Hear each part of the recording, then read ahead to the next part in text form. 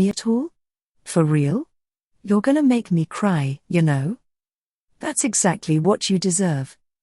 Since the girls now had presence sensing, they were able to pinpoint and exterminate monsters. Besides some monsters that hid underground, they had it handled. Is this the meaning of girl power? I didn't sense any hidden rooms, so we simply killed the monsters in our path as we descended the dungeon. No serious battles, the girls just slaughtered their foes with one-sided shows of force. They were unstoppable when they were in the zone, but easily overwhelmed when they weren't. The girls were all incredibly specialized in either offense or defense, so they didn't adapt well to unexpected circumstances. If they could execute a strategy, they did fine, but they couldn't improvise. The guys were the exact opposite, just doing whatever they felt like in the moment. I think you might all be a little too over-prepared. Your strategies and formations are kind of stiff, you know? Miss Armor Rep nodded. Slimy jiggled. Strong, but not safe, Miss Armor Rep added. Wiggle wiggle.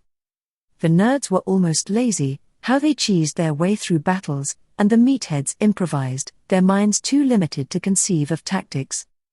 The girls, on the other hand, were a force to be reckoned with when things went according to plan, and hopelessly weak when something unpredictable happened. They didn't know how to adapt to changing circumstances. Their power was incredible, but fragile. They needed to learn from Miss Armor Rep. The way she fought monsters was by deflecting their strengths and slipping through to strike their weaknesses.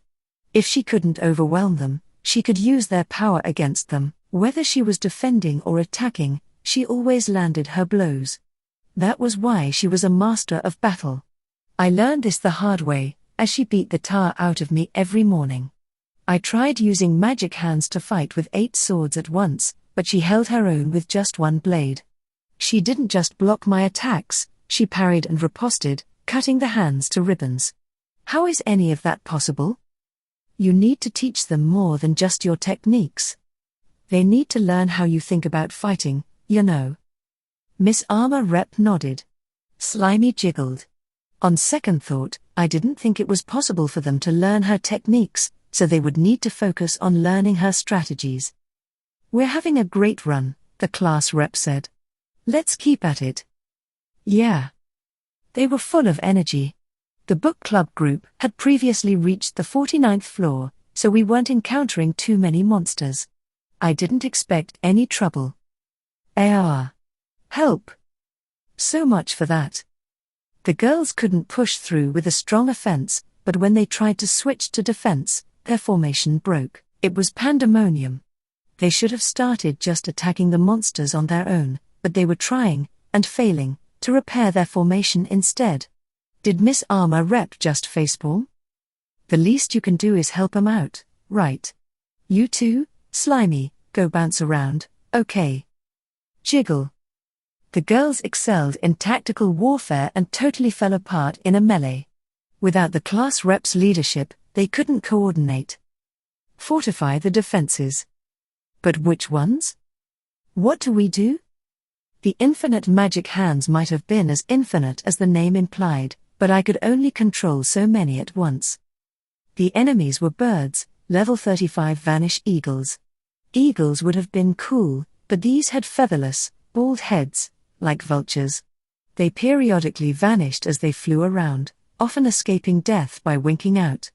The girls, unable to finish the monsters off, kept getting surprised by counterattacks. Maybe they vanished their head feathers by accident.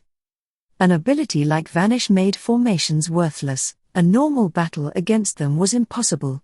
If I didn't need to chase the eagles in the air, I wouldn't need such tight control over the tentacles, so I wouldn't be limited by how many I could command at once.